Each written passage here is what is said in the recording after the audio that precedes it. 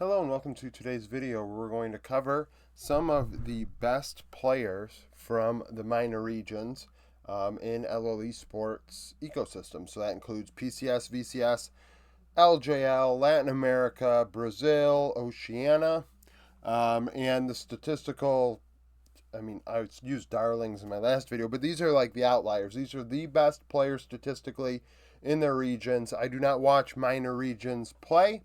So we're going to use stats, and all these players are 21 or younger, or will be 21 and younger when the season starts. You'll notice that there actually is only one top laner and one jungler here. The majority of the dominant players in those roles in the minor regions are over 21 years old, or frankly just aren't dominant enough to appear on this list. They would look a lot lesser compared to the players that I have here. Just a handful of players that don't appear on this list because I don't know their age, so I kept them off, or they're going to be over 21 very shortly. 1116 from the PCS, played with Beyond Gaming. Glory from Team Wales in Vietnam. Paishiro, I believe, played with Team Secret. No, I don't know who. Cerberus? I think played with Cerberus in Vietnam. CEO from Latin America, Rainbow 7. Frosty from Red Canids in Brazil. And then Zay, another Brazilian support. I do not remember where he played, but he just missed the list. Don't know how old he is.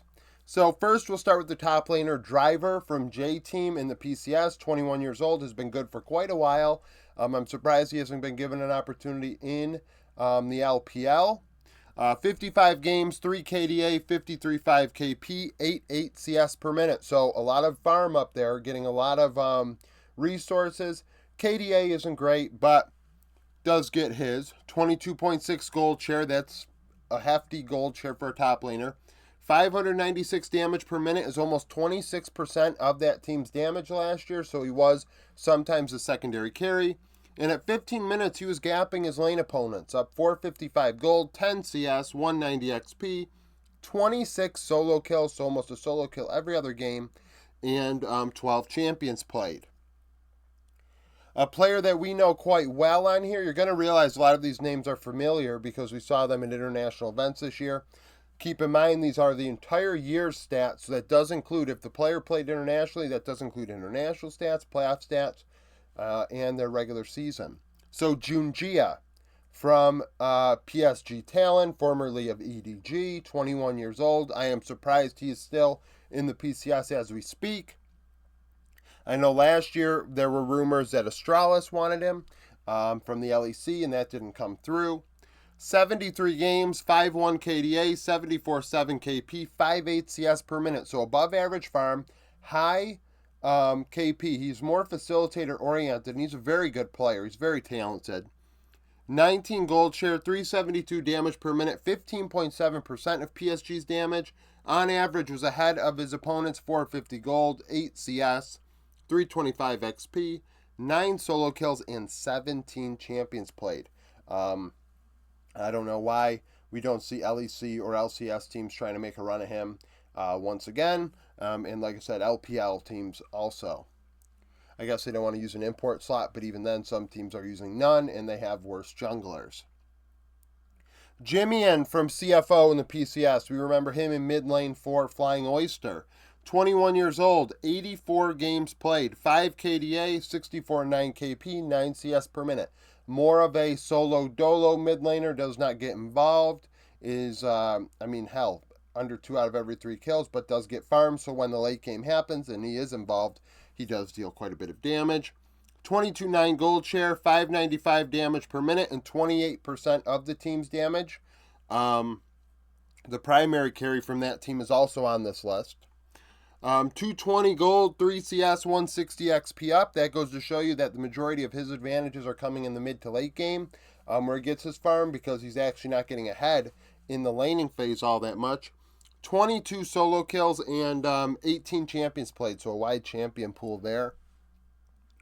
Hero 02, 21 years old from Vietnam, played with Team Secret. 61 games played, 2.1 KDA, 49.8 KP. Now that's going to be shocking, right? Why is he on this list? He played both top and mid at times this year, and his numbers are still very, very good given the circumstances outside of KDA. KDA, he died a lot. He died a shit ton. There's no way around that. He ended his face off at times and was involved in less than 50% of the team's kills, but still had 8 CS per minute, which is great for a top laner and good for a mid laner.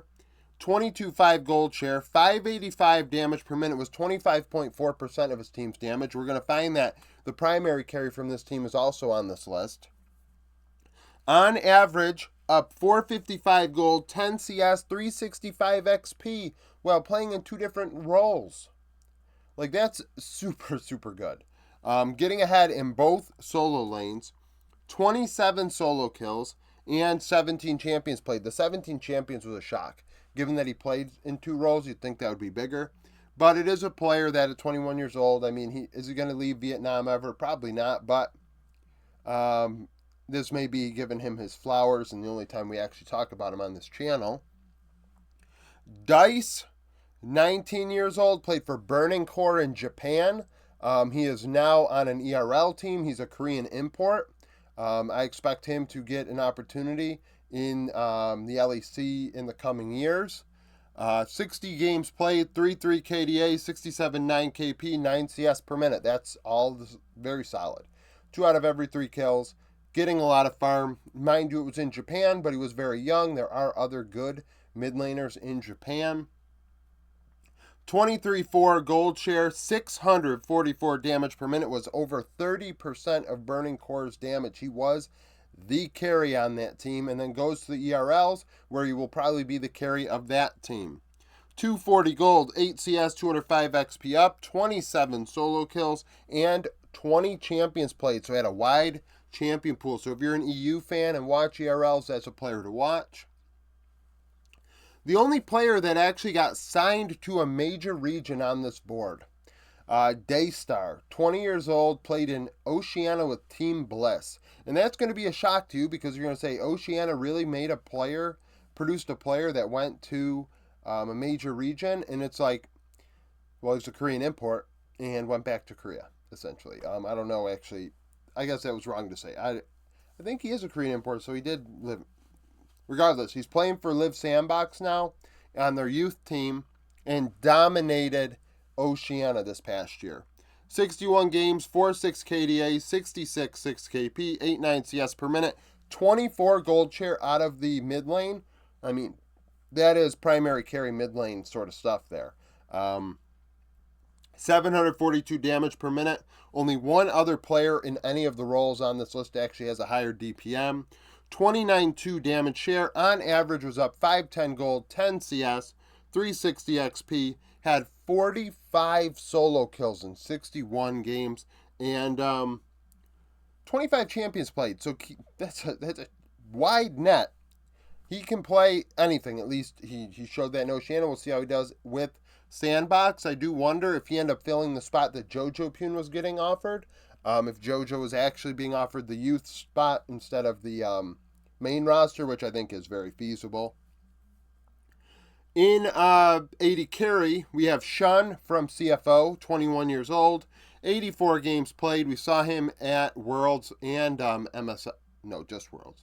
4.8 KDA, 69.5 KP, 9.9 CS per minute, 25.3 gold share. He is the carry for his team. We saw him internationally do very well at times. 607 damage per minute was 28.4% of damage. On average up 485 gold, 8 CS, 235 XP, and 14 champions played. Solo kills really don't mean jack squat for 80 carries unless it's like a really high number. Then we can draw conclusions from it. One of my favorite players in LOL Esports, Shogun, 19 years old, from formerly Saigon Buffalo, now the Vikings Esports. I have no idea, really, truly, how somebody has not went to Shogun and said, here is double your salary in the VCS, which is probably mid in a major region, and say, yeah, we can build around you. I don't know why. There's another player on this list that I'm going to say the same thing about. It's crazy. I think Shogun should be on a major region team last year, let alone now. 82 games, 39 KDA, 70 KP, 10 CS per minute. These numbers are all solid. 25-4 gold share, 637 damage per minute, 28% of the team's damage. On average, up 215 gold, 7 CS, 300 XP, and 18 champions played. Shogun put his name out there at MSI and Worlds in 2022, and did last year live up to the sophomore hype and that? No. He slumped a bit. And frankly, when you look at these numbers, and I'm saying it was a slump, should really tell you all you need to know about Shogun. Eddie from Team Secret, 20 years old, in Vietnam. 77 games played, 4.2 KDA, 68.1 KP, 10.2 CS per minute, so slightly better numbers than Shogun in KDA and CS.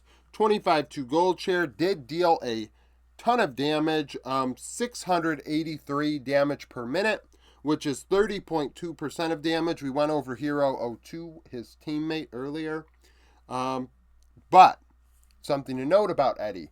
Laning phase is not where he got his leads. Actually down 40 gold and up 60 XP. 11 champions played in those 77 games. So relative to Shogun, he's a little older than Shogun, may have got a little more farm, but wasn't opening leads up like Shogun was, and Shogun has a wider champion pool. The only Brazilian player I have here, Brantz, played with Fluxo. Brantz is just like Shogun, in my opinion, that he should be on a major region team. LCS, LEC would have went to him and offered him quite a bit of money last offseason. Now this offseason with the LCS kind of, taking a step back in payments, I could imagine it's tough to offer more than what Brazil is, because Brazil is blooming and the LCS is wilting. However, LEC team should have went after Brantz. ERL team should have went after Brantz. Brantz is very charismatic. He is very good with what seems to be interviews and media and things like that. Like, he is a player that you could have built around, and at 19 years old, he's a player that a region could build around. 44 games played, 4.6 KDA, 72.6 KP, 9.4 CS per minute. You're going to say, wow, I've watched this channel for a while. What's the 9.4 up here for? And I won't lie, his one split was much worse than the other. But he recovered, and he put up really good stats. And there are some stats here over the entirety of his season that are outstanding. So 25-2 gold share, 781 damage per minute, which was 31.4% of his team's damage. So despite not getting a lot of farm, he found a way to pack a punch. He got after it. He made a difference. And frankly, making a difference is more like, I think it's, so I look at CS, I look at gold share, and I say to myself, okay, this person's getting gold. That's good. Mechanically, they're good in lane. They're getting gold. They're not getting pushed out. They're not doing this or that, or losing opportunity, at getting items. But then you got to say to yourself, okay, you have the gold. What did you do with the gold? And if you're in the mid lane and AD carry, generally speaking, you're looking at the player to then build damage with that. You're not necessarily looking at the player to become a tankier player or build something that's going to be more utility. Of course, there are exceptions, but in the grand scheme of things, I think the majority of the time we're looking in one direction with those roles. So when you see a player like Brantz and he's not getting a lot of gold, but he's still dealing a shit ton of damage, well, he found a way to actually do what needed to be done, which is something to note, because some players don't even get that part down. And really, it's not a surprise to me that his laning numbers aren't as good because of it. 110 gold, 1 CS, 140 XP up, 10 champions played. So, definitely, like Shogun, was this year as good as his first year when he came out of the scene? No, but he's a player that I would have signed like that. 2 Latin American supports. Yes, there's no other support I have on here. And I didn't do this on purpose. So Ignavilu, I don't know. I shouldn't have even attempted it. 21 years old. He was on a terrible Team A's team. 28 games played, and they only won 5 of them. So keep that in mind when we go over this. 2.7 KDA, but a 79 KP, 131 damage per minute. So more utility support. He's not going to deal a ton of damage, but he's involved 4 out of every 5 kills, right? Now, on a team that sucks, you'd think to yourself, well, vision score's got to suck, and it didn't for him.